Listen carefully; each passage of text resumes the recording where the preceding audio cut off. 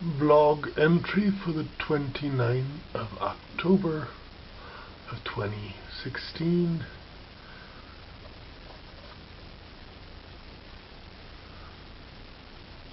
Two nights before All Hallows Eve. It is approximately 11:30 in the morning. The boy used the telescope and didn't put it back. The hamster slept in this little end of the world. Gotta clean him in a little bit. I slept upstairs because my sister and my big niece didn't come last night home. We suspect that my niece spent the night with her boyfriend, which I guess is good at 15, you know. It's about right. So, hello YouTubers. How are you this morning? Yesterday I wanted to make some music for my channel, but I said, no music. So, oh, by the way, I'm gonna make some enchiladas. So, check it out. Enchiladas. I got beans burning there. My stove doesn't work anymore. I have to replace it. We got fresh tortillas. We got oil. We got cream, so we can make some enchiladas for the family.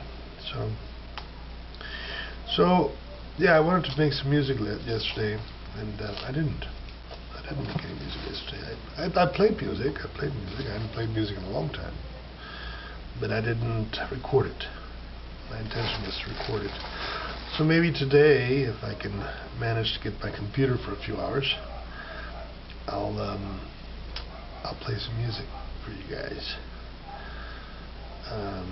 Do a little improv.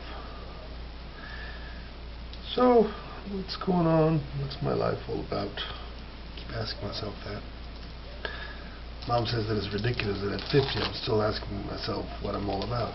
But I'm just guessing it's you know, what one is all about, what life is all about, is a question that you just keep yourself asking all during your life, because there's no clear-cut solutions, no clear-cut answers about that.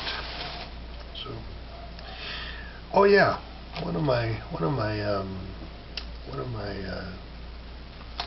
viewers, Robert something.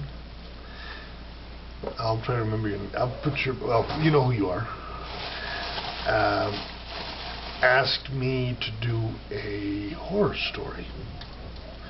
So I'm going to do a horror story. So I'm going to cut this video short so that I can start one of my horror stories.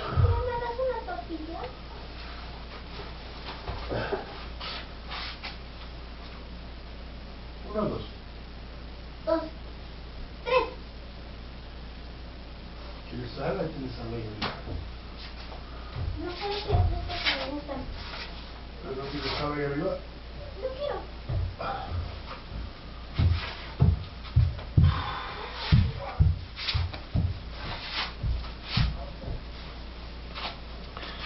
I got so inspired by the request of making a horror story that I'm going to do 2 or 3. In fact, I'm probably going to do a whole bunch, because I like writing horror stories, and something I do. You know, I'm a fan of horror stories.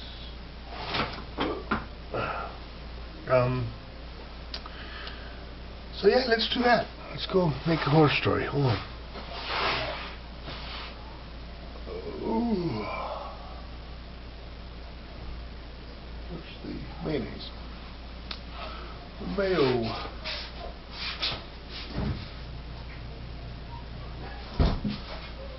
Oh, I took it upstairs. Shit. No mayo. You know, one thing that white people could not live without? Mayonnaise. Mayonnaise and white people. It's like fried chicken and black people. You know, white people can live without fried chicken, they can bake it. But mayonnaise, we won't make it. So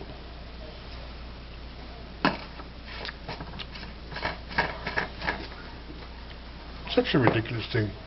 I'm just forget a bit about race. I'm not a racist. I'm a racialist. I'm not a racist. You know,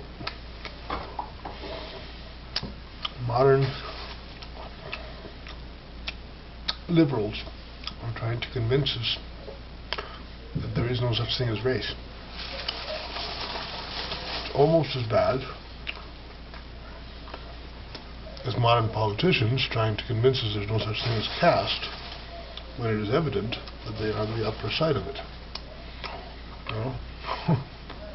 Just ask the Clintons.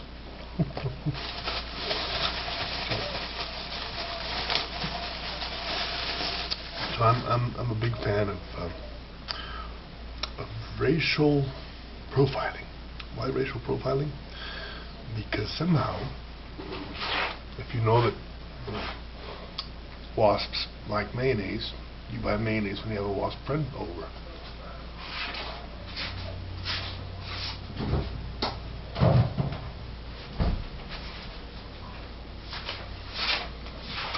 If you have a black friend and you want to make them happy, you chop a joint. So, I'm a big fan of racial profiling. Now, here's the point. It's about respect. We're a big fucking dysfunctional family as human beings. Big family. We have a lot of different types of human beings. A lot of nationalities, a lot of races, a lot of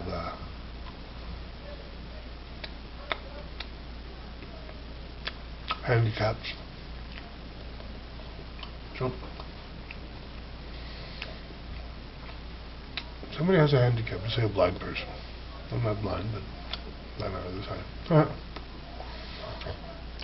Let's say a blind person needs to, you know, cross the street. Common courtesy would be that you help them in that effort and not hinder them. Now, let's see that from a racial point of view. Let's say that your race, the cracker race, the Cracker Jack race, is known for violence, world dominion, enslaving other races. Well, that's a handicap, spiritual handicap.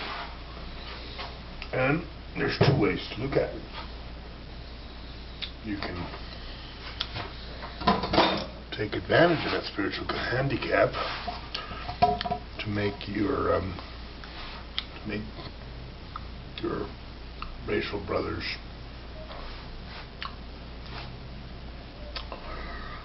weak and take advantage of them. Or you can help sensitivize.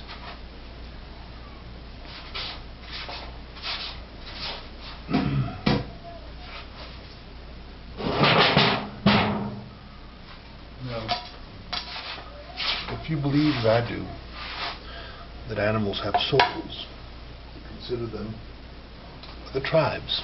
Let's use the word tribe. Tribe's a good word. Let's use the word tribes. Other tribes.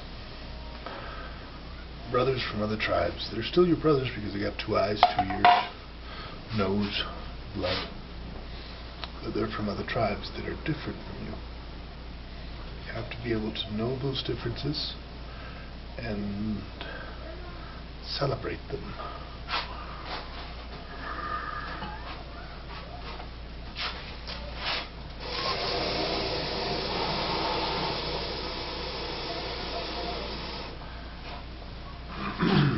big friend of the rat and spider tribes. I admire those animals from a long time ago, because I considered them noble in a very, very intense way.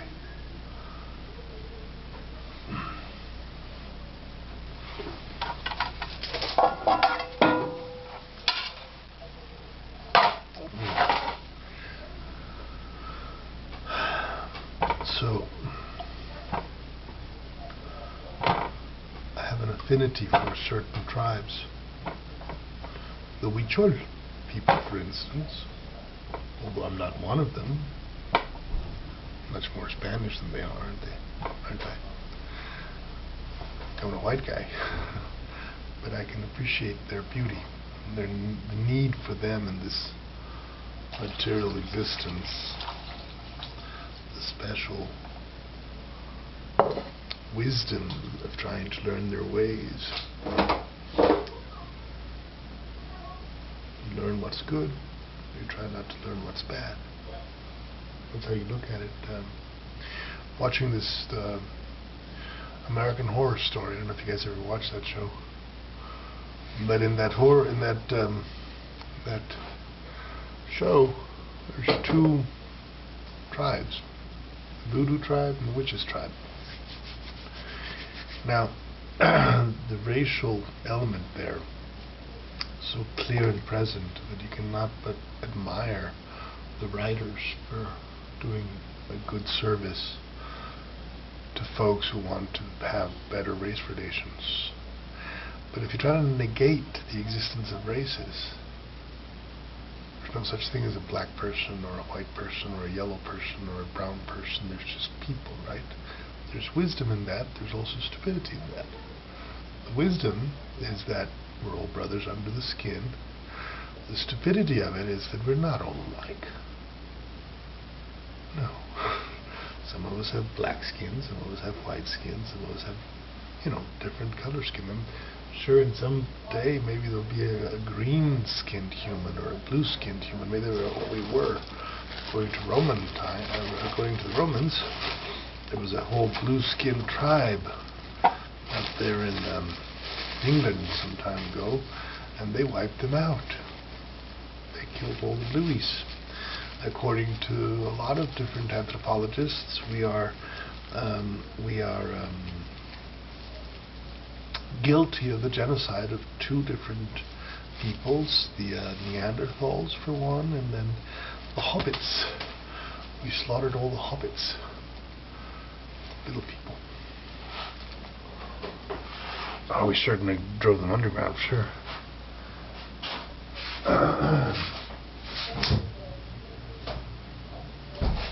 So, how do you create an environment where genocide is no longer a possibility, but harmony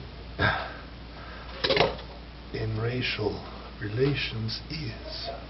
Well, start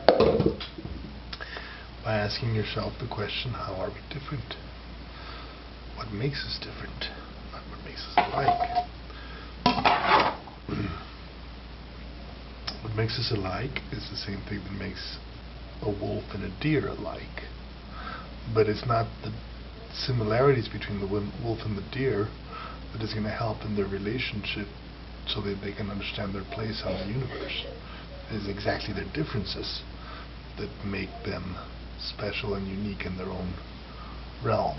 And it is focusing on the differences between all of us that we can start to focus on how to make the harmony between us greater and not smaller. So I'm not a racist, I'm a racialist.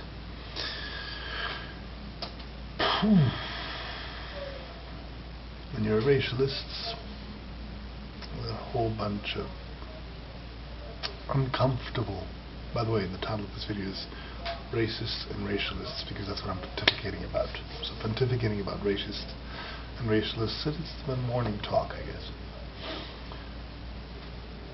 racists, racialists, and races. When you start to focus on race, some... Hola. No hay comida. Nada. Okay, that's weird. ¿Dónde está mamá? En su cuarto. ¿Cómo te fue? Ya no eres virgen, ¿verdad? ¿Qué? Los viste con Cálmate. Francisco II. Fernando. No, no dormí con él. ¿Segura? Segura. Ay, qué huevo me das.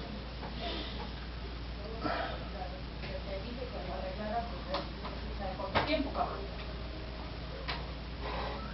¿Qué has de comer?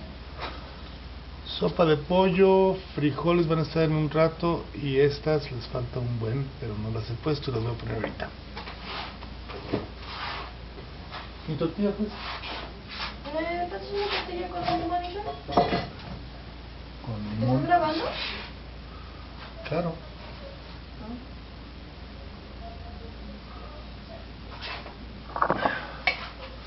Evidently, my dear Watson.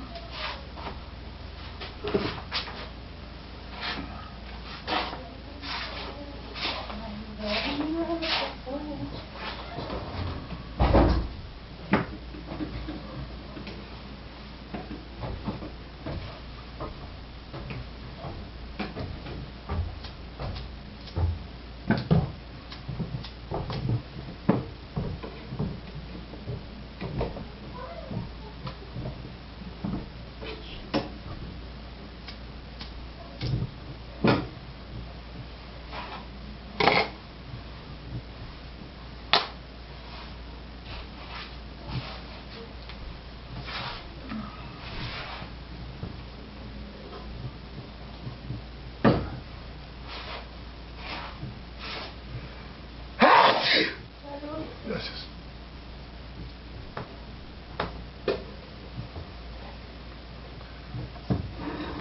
CBM. Gas bill.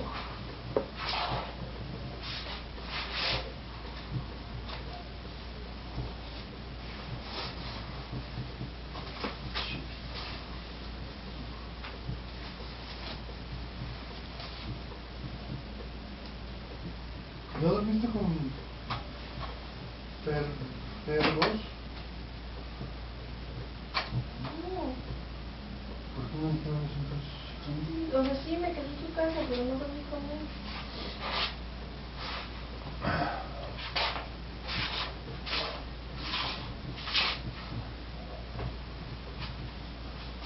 ¿Ya no hay mantequilla?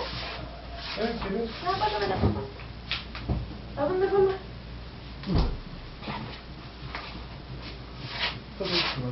Rosa. So, back to what I was saying.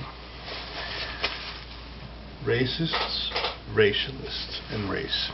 When you start talking about race, you start making some very uncomfortable distinctions,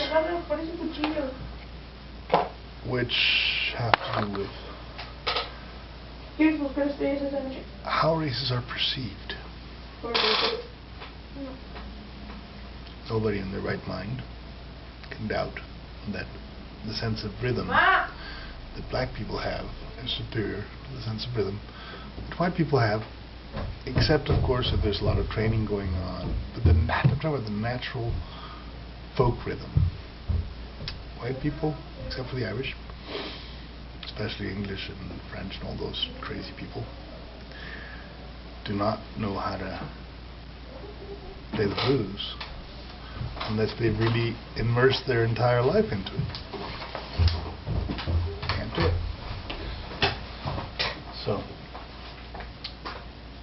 those are the unfortunate and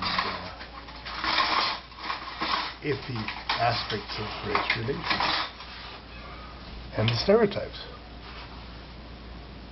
Stereotypes evidently carry through. Colombians are known for their abilities in organized crime. It's just a fact of life that Colombians are good at it. You can't help it. It's in their blood.